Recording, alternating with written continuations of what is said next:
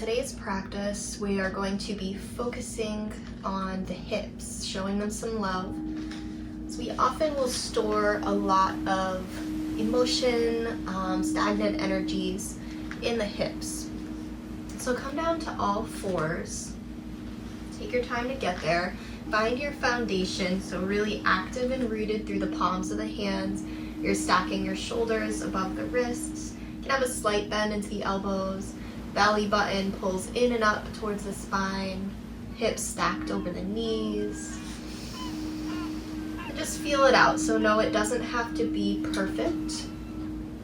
But as long as you have that sensation of the stacking, the alignment, the long lines of energy, creating these geometric shapes. Maybe tuck the chin slightly to create that long line of energy through the spinal column. And then just start to move through your cat-cow. So on an inhale, dropping your belly down, opening the heart, the throat. And exhaling, rounding through the spine, tucking the tailbone. Letting the crown of the head hang heavy. And just move at your own pace with your own breath for a few more cat-cow flows. As fast or as slow as you'd like to go.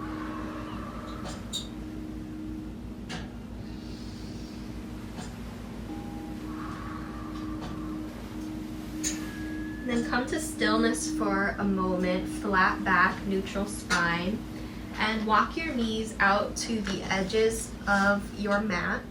Your big toes can come just about to touch. And then send your hips back for child's pose. So hips back towards the heels. You might walk the hands out in front of you. Heart melts towards the earth. Third eye comes down towards the earth.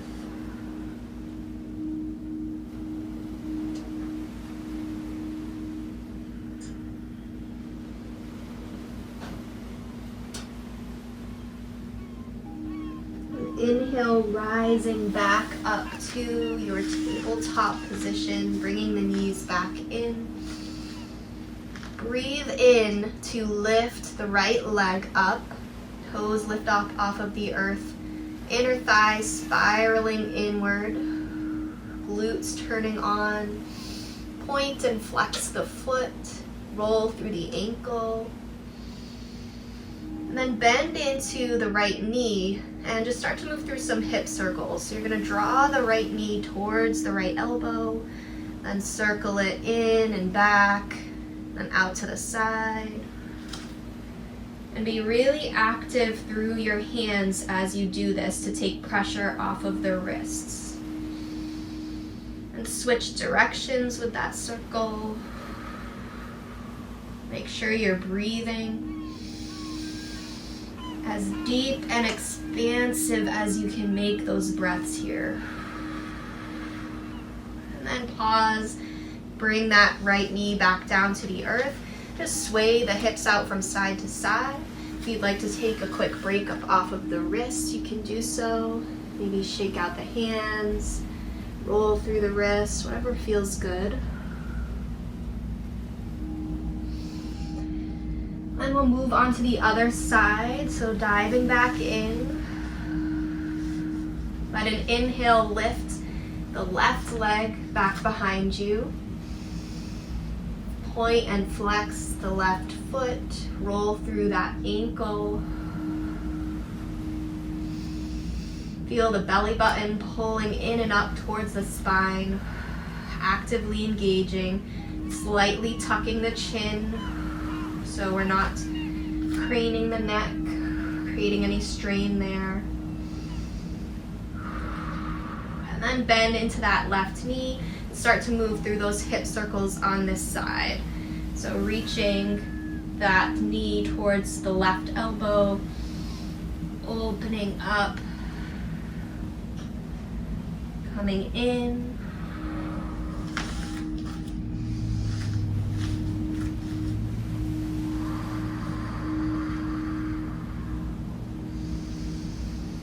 Switching directions, whichever way you've been going, start to move the opposite direction.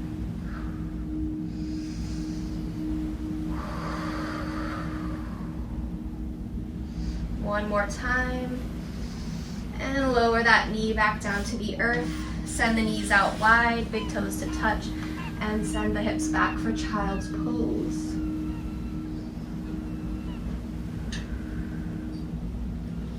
You might take a moment to roll through the wrists here in your child's pose.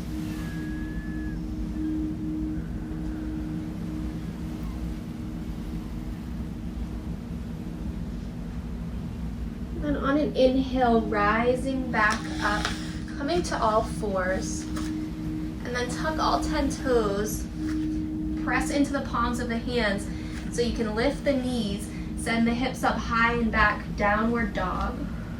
Pedal through the feet, bending into one knee and then the other, really rooting down through the palms of the hands, roots of light, traveling all the way to the central core of the earth. Let the head hang heavy.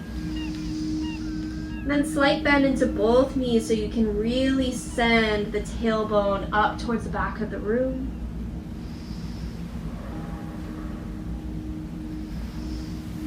Now we're going to make our way to have the right foot up between the hands.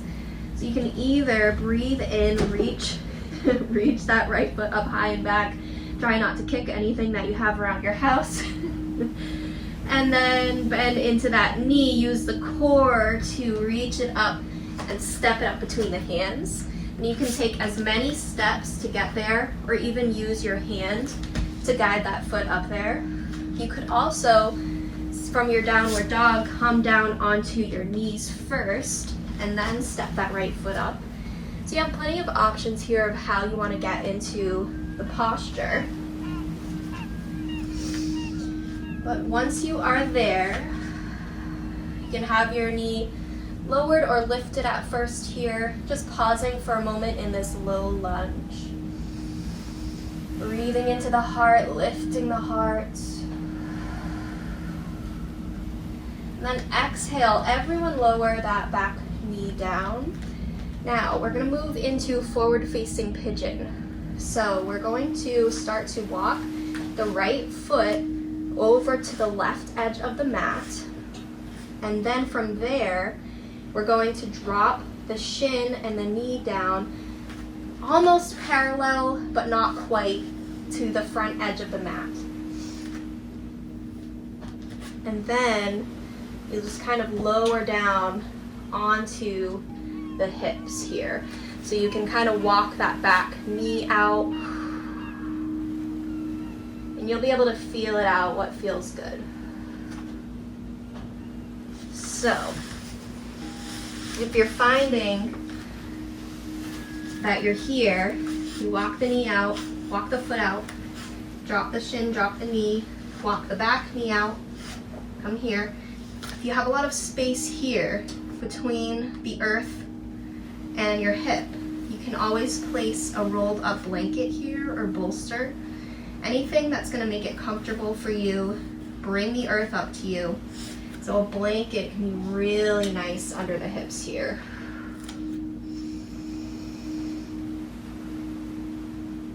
And again, your shin does not have to be completely parallel to the front edge of your mat. If it feels good to do that, feel free. But you can have that right foot pulled in as close to your body as feels good. As long as you're getting some sensation in the hips.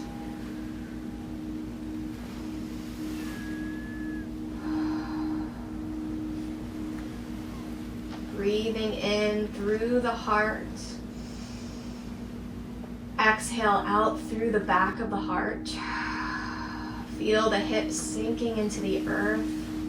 Notice if anything is coming up, any sensations, any feelings. Could be frustration with the posture, the anger, or even sadness or grief flowing up. We're just going to let that process and flow out of the body as you breathe into this posture. And you can stay lifted here, or you might come down onto the forearms.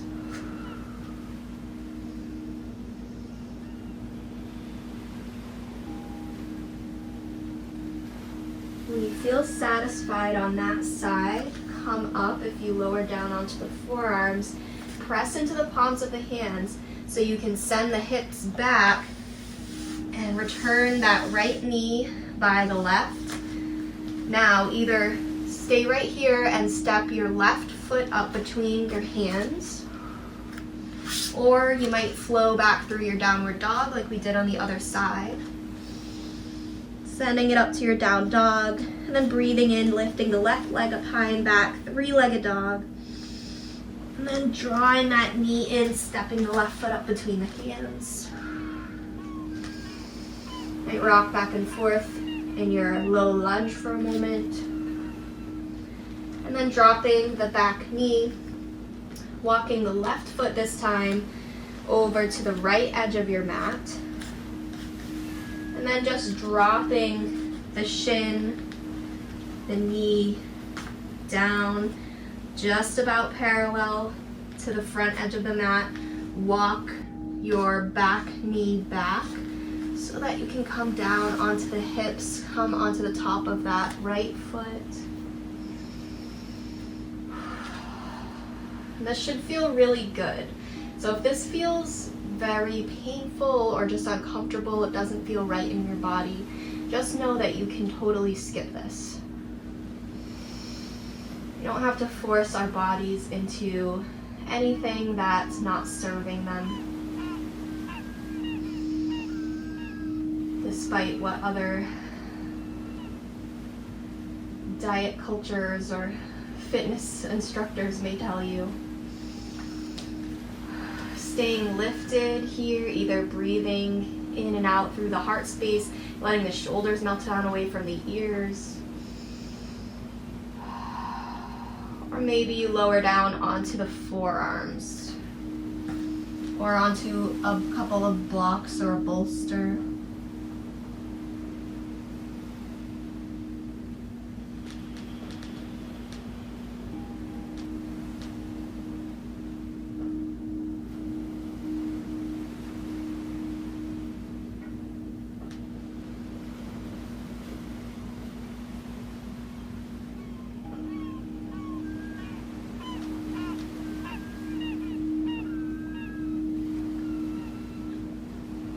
Stay here, breathing deeply for as long as you would like.